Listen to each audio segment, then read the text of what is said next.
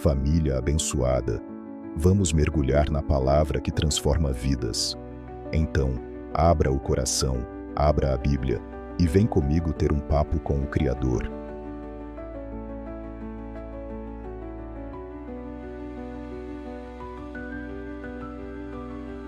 Hoje, vamos caminhar juntos pelas páginas de Gênesis capítulo 3, o dia em que tudo mudou. Abra seu coração e venha comigo nesse papo com o Criador.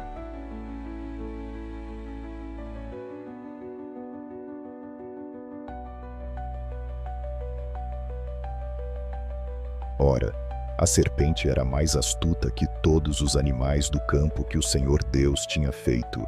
E esta disse à mulher: É assim que Deus disse: Não comereis de toda a árvore do jardim. E disse a mulher à serpente: Do fruto das árvores do jardim comeremos, mas do fruto da árvore que está no meio do jardim, disse Deus: Não comereis dele, nem nele tocareis para que não morrais. Então a serpente disse à mulher: Certamente não morrereis, porque Deus sabe que no dia em que dele comerdes, se abrirão os vossos olhos e sereis como Deus, sabendo o bem e o mal. Irmãos e irmãs, tudo começou com uma pergunta, sutil, aparentemente inocente, mas carregada de veneno. Foi isso mesmo que Deus disse. A serpente, símbolo do engano, não ataca com violência. Ela semeia dúvida. Ela distorce a palavra de Deus. Ela planta no coração de Eva a ideia de que Deus estava escondendo algo bom. E aqui está o padrão da tentação. Primeiro, ela questiona. Depois, ela distorce. Por fim, ela promete algo que parece bom, mas leva à morte. Eva, diante da dúvida, tenta responder, mas já estava envolvida pela conversa errada com o ser errado. E você? Com quem tem conversado nos seus pensamentos? E viu a mulher que aquela árvore era boa para se comer, e agradável aos olhos, e árvore desejável para dar entendimento. Tomou do seu fruto, e comeu, e deu também a seu marido, e ele comeu com ela. E aqui, meus irmãos, o inimigo não precisou insistir mais. A semente da dúvida floresceu no coração de Eva. Ela passou a olhar para a árvore com outros olhos, não mais com reverência, mas com desejo. Ela viu, desejou, estendeu a mão e comeu. E o que é mais doloroso, ela não estava sozinha. Adão estava com ela. Ele também comeu. Não houve luta, não houve oração. Houve escolha. A palavra de Deus foi deixada de lado. E a vontade própria foi colocada acima da obediência. Essa é a essência da queda. Quando o coração do homem escolhe o eu quero, acima do Deus disse. E assim o pecado entrou no mundo.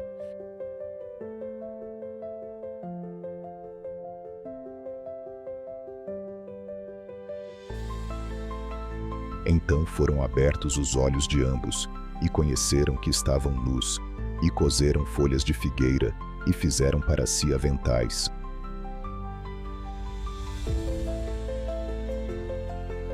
Ah, meus irmãos, agora sim os olhos se abriram, mas não como a serpente havia prometido. O que veio não foi poder, foi peso. Não foi glória, foi vergonha. Não foi iluminação, foi culpa.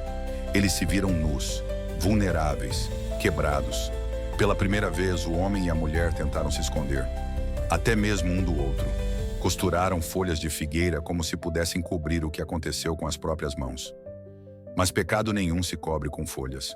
A culpa que o pecado traz não se resolve com remendo humano. A alma sabe que algo se quebrou, e só o próprio Deus pode restaurar.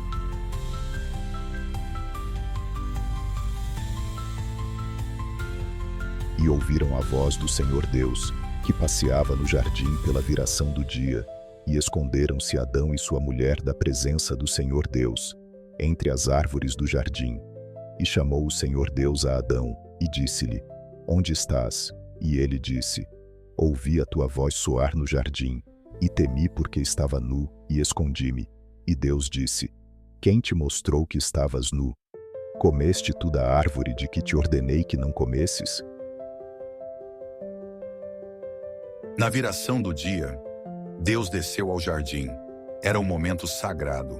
O Criador vinha andar com suas criaturas, como fazia todos os dias. Mas dessa vez, não havia ninguém esperando por ele. Adão e Eva se esconderam. O pecado que antes parecia desejável, agora gerava medo. E então, Deus fala, não com grito, mas com pergunta. Onde estás, meu irmão, minha irmã?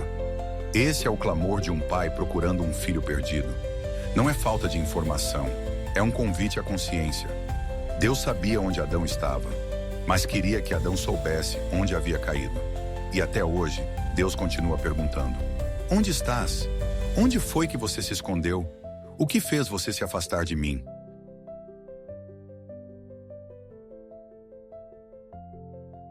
Então disse Adão: a mulher que me deste por companheira, ela me deu da árvore, e comi.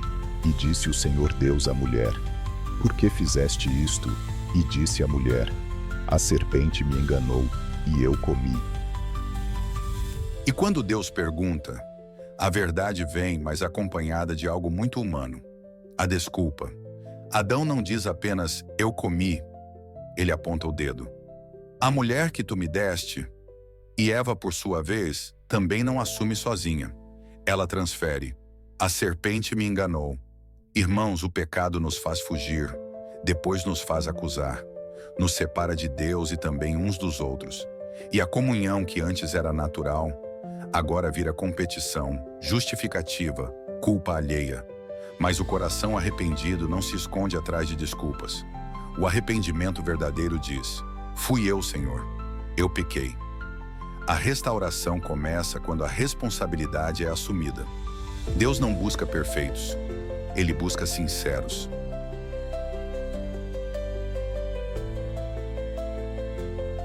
Então o Senhor Deus disse à serpente: porquanto fizeste isto, maldita serás mais que toda a fera, e mais que todos os animais do campo.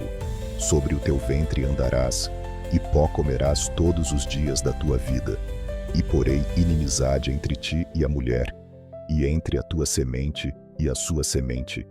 Esta te ferirá a cabeça, e tu lhe ferirás o calcanhar. Agora Deus não pergunta, Ele sentencia. A serpente, símbolo de Satanás, é amaldiçoada. Ela rastejará, comerá pó, será para sempre lembrada como instrumento do engano. Mas o mais poderoso está no verso seguinte. Deus anuncia que um dia viria a semente da mulher, um descendente, que pisaria na cabeça da serpente. Sim, meu irmão, minha irmã, aqui nasce a primeira promessa da cruz. Mesmo no juízo, Deus planta a esperança. Mesmo diante do pecado, Ele revela o Salvador. Jesus é essa semente, ferido no calcanhar na cruz, mas esmagando a cabeça da serpente na ressurreição. O plano da salvação começou ali, no Éden. Antes mesmo da expulsão, Deus já tinha preparado o caminho de volta. E a mulher disse: multiplicarei grandemente a tua dor e a tua conceição. Com dor darás à luz filhos, e o teu desejo será para o teu marido, e ele te dominará. A mulher que foi formada com ternura, agora ouve palavras que pesam sobre sua missão. O pecado traria dor, não só no corpo, mas na alma. A maternidade, que era parte da bênção da criação, agora viria com sofrimento. Mas não era só sobre filhos. A relação entre homem e mulher também seria afetada. O desejo de comunhão se tornaria desejo de controle. E o amor que antes era harmonia, agora seria marcado por tensão. É o reflexo da queda nos relacionamentos. Mas ouve bem, a mesma mulher que ouviria essa sentença seria também aquela de quem nasceria a semente da promessa. A graça de Deus é tão grande que, mesmo em meio à dor, Ele ainda usa o ventre ferido para gerar a redenção.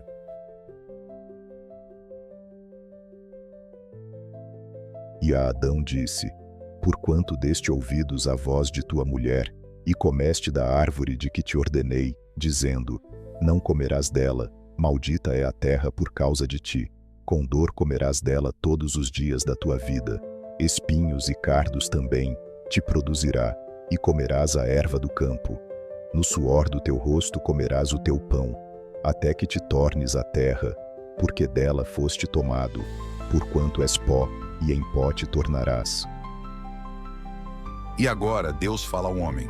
Adão não foi enganado, ele escolheu. E essa escolha trouxe peso. A terra, que antes produzia com facilidade, agora resistiria. O trabalho, que era bênção, agora traria dor. O alimento viria com esforço, com suor, com luta. Mas o mais duro, és pó, e ao pó tornarás. A eternidade foi quebrada. O corpo que foi feito para viver, agora carrega a sentença da morte. Mas mesmo nesse juízo, há misericórdia. Porque Deus não diz, tu és só pó. Ele diz, tu és pó e... Esse "e" nos aponta para algo além da morte. Porque o pó voltará ao pó, mas a alma ainda pode voltar ao Criador. Ainda há redenção. Mesmo na queda, Deus ainda fala. E chamou Adão o nome de sua mulher Eva, porquanto era a mãe de todos os viventes. E fez o Senhor Deus a Adão e a sua mulher túnicas de peles, e os vestiu. Mesmo após a queda, mesmo com as consequências declaradas, Deus ainda se aproxima com amor. Adão reconhece sua esposa como Eva, mãe de todos os viventes. Mesmo após o erro, ele olha para frente. Mesmo com o coração ferido, ele profetiza a vida. E Deus, Deus, ele não rejeita, ele veste. Aquelas folhas de figueira costuradas às pressas não serviam. Então o Senhor providencia vestes de pele. Pela primeira vez um animal é sacrificado. Sangue é derramado para cobrir o pecado do homem. Essa é a primeira figura da cruz. Um inocente morre para que o culpado seja coberto. E até hoje, o nosso Deus continua vestindo os nus, cobrindo os envergonhados, oferecendo graça para quem já não tem mais nada para oferecer. Então disse o Senhor Deus: Eis que o homem é como um de nós, sabendo o bem e o mal. Ora, para que não estenda a sua mão, e tome também da árvore da vida, e coma e viva eternamente, o Senhor Deus, pois, o lançou fora do jardim do Éden, para lavrar a terra de que fora tomado. E havendo lançado fora o homem, pôs querubins ao oriente do jardim do Éden, e uma espada inflamada que andava ao redor, para guardar o caminho da árvore da vida. E então, o Éden se fecha. O homem havia caído, e Deus, em sua justiça, o expulsa do jardim. Mas escuta, isso também foi misericórdia. Se Adão comesse da árvore da vida naquele estado, viveria eternamente no pecado, separado de Deus. Então o Senhor o tira do jardim, não para abandoná-lo, mas para prepará-lo para a redenção. Querubins são colocados como guardas, e uma espada de fogo gira para impedir o retorno. O acesso está bloqueado, por enquanto. Mas o plano já está em movimento. Um dia outro homem, Jesus, o segundo Adão, não seria expulso do jardim, mas entraria num jardim para orar, suar sangue e entregar-se à cruz.